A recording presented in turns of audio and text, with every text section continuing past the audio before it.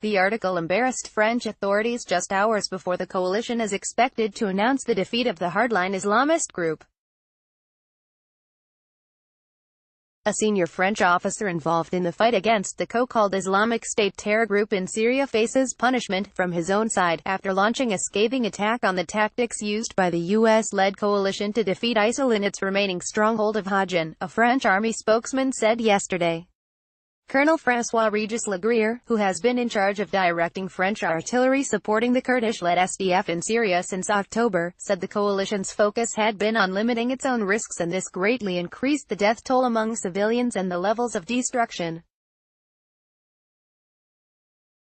Yes, the Battle of Hajin was won, at least on the ground, but by refusing ground engagement, we unnecessarily prolonged the conflict and thus contributed to increasing the number of casualties in the population, Legrier wrote in an article in the National Defense Review.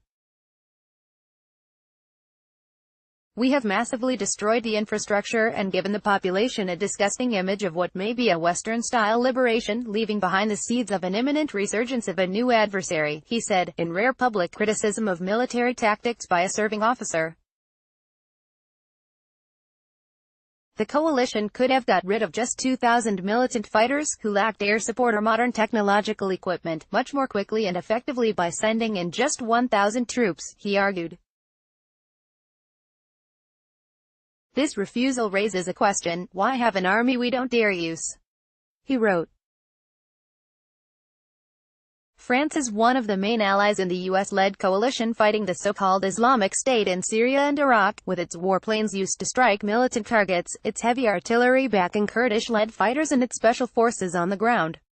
The article embarrassed French authorities just hours before the coalition is expected to announce the defeat of the hardline Islamist group.